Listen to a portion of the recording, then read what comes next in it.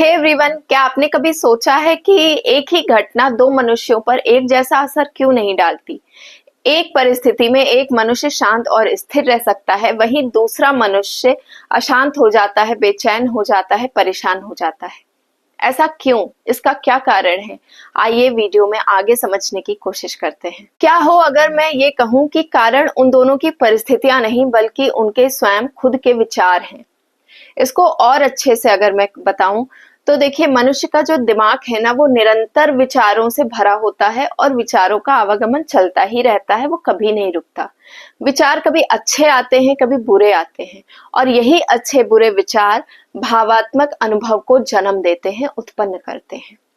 यदि आप अपने दिमाग में निगेटिव विचारों को उठता पाएंगे कि आपके मन में नकारात्मक विचार चल रहे हैं कि आप अच्छे नहीं हैं, आपकी जिंदगी अच्छी नहीं है औरों से, आप गरीब हो, या फिर आपकी जिंदगी हमेशा कठिनाइयों और परेशानियों से घिरी होती है, तो आपकी भावनाएं भी वैसी ही बनेंगी।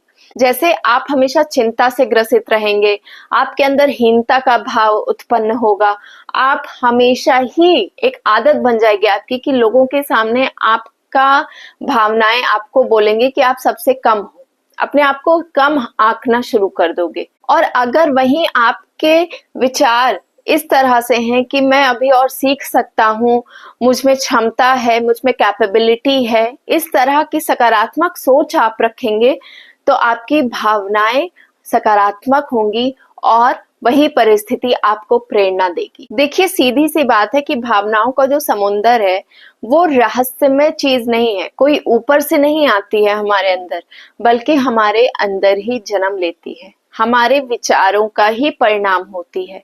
हम जैसा सोचते हैं, सकारात्मक या नकारात्मक, हमारी भावनाएं भी उसी परिणाम स्वरूप ही आकार लेती हैं, सकारात्मक या नकारात्मक। यही हमारी पर्सनालिटी को डेवलप भी करती है, चाहे वो पॉजिटिव पर्सनालिटी हो या नेगेटिव पर्सनालिटी हो।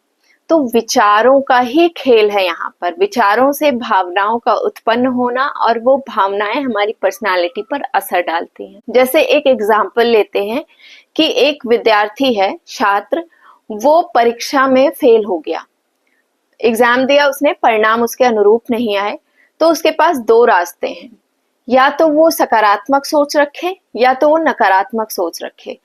अब अगर वो नकारात्मक सोच रखता है कि मेरे साथ ही हमेशा ऐसा होता है, मैं ही फेल हो जाता हूँ और बच्चे कैसे पास हो गए, मेरी जिंदगी में ही ये सब क्यों लिखा हुआ है, इस तरह की जो सोच होती है नकारात्मक, इसका परिणाम ये होगा कि उसकी जो भावनाएं होंगी वो नकारात्मक जन्म लेंगी।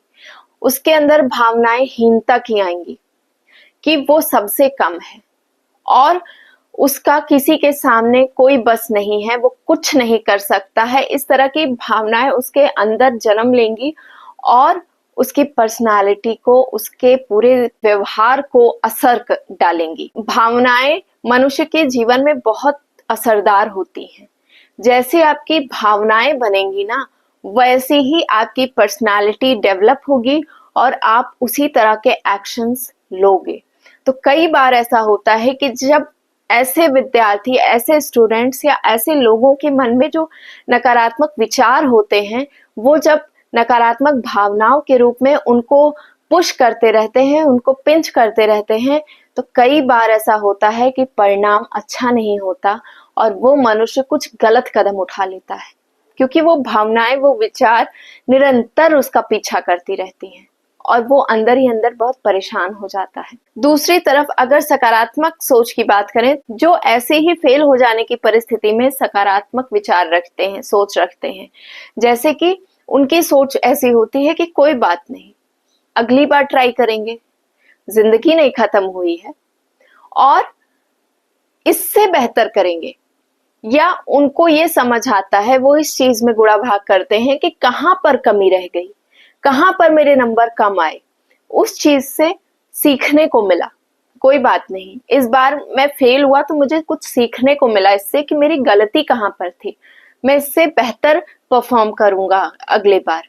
तो इस तरह के जो सकारात्मक विचार होते हैं वो अच्छी और पॉजिटिव भावनाओं के रूप में उत्पन्न होते हैं। जैसे आपको प्रेरणा मिलेगी कुछ अच्छा करने की, आपके अंदर उत्साह रहेगा कि मुझे करना है कैसे भी। आपने पिछली बार जो भी कुछ गलतियां की हैं उससे सीख लेते रहोगे और खुद से लड़ने की, परिस्थितियों से लड़ने की ताकत आपके अंदर आएगी।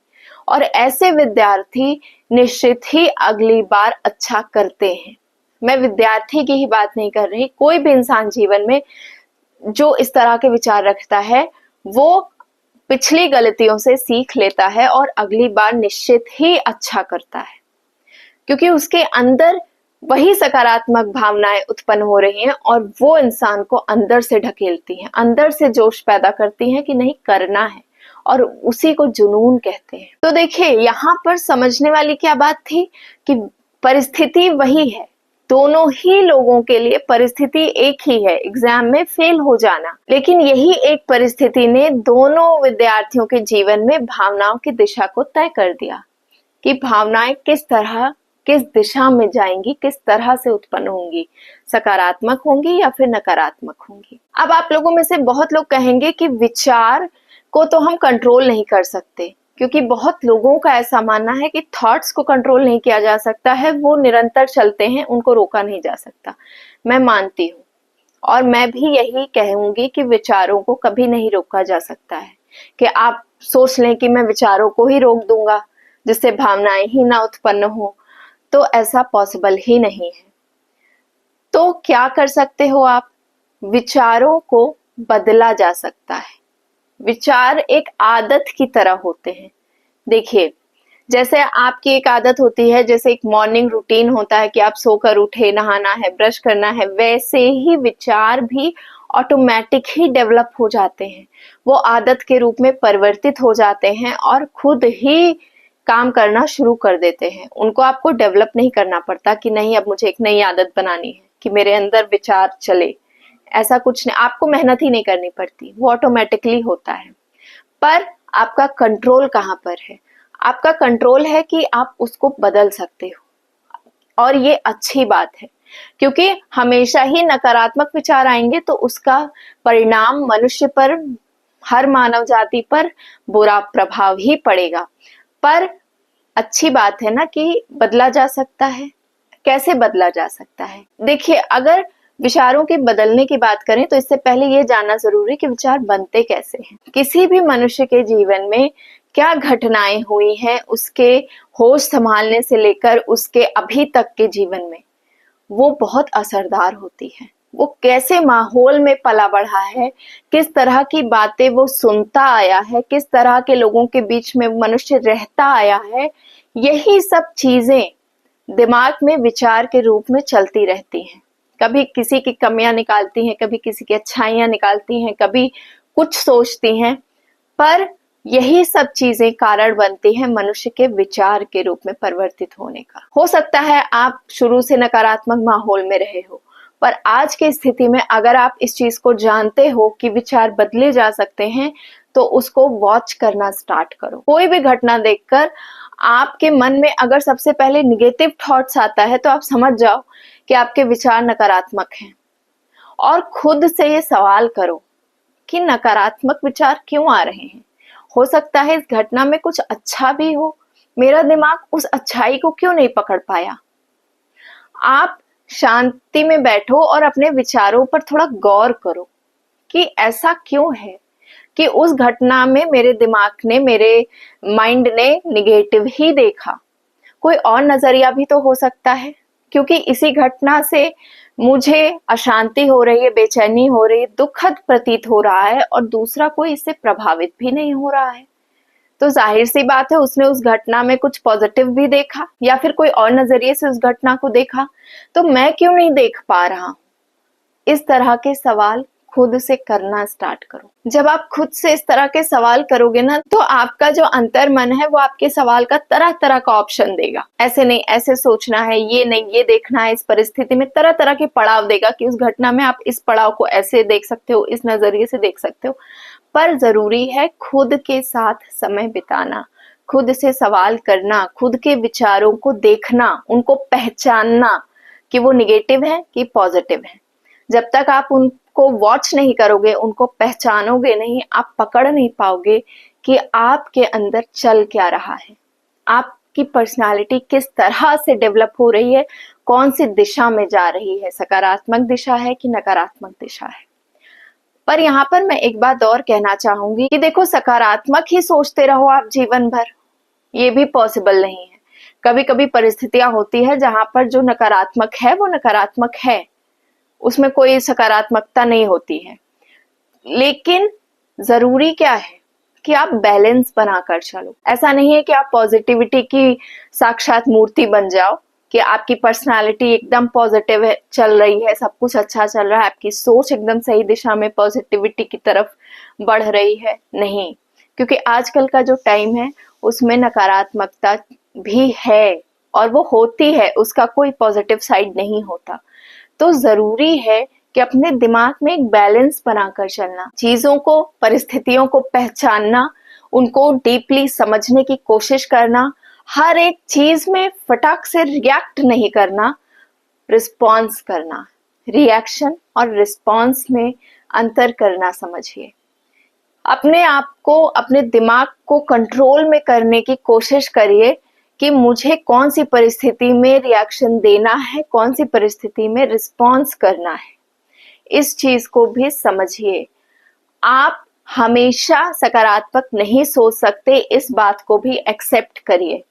परिस्थितियां नकारात्मक भी होती हैं। जैसे मान लीजिए, वही एग्जाम का एग्जाम्पल ले लीजिए कि अगर बच्चा फेल हो गया है और वो ना निगेटिव सोच रहा है ना पॉजिटिव सोच रहा है, वो क्या सोच रहा है, वो बीच का रास्ता उसने अपनाया है।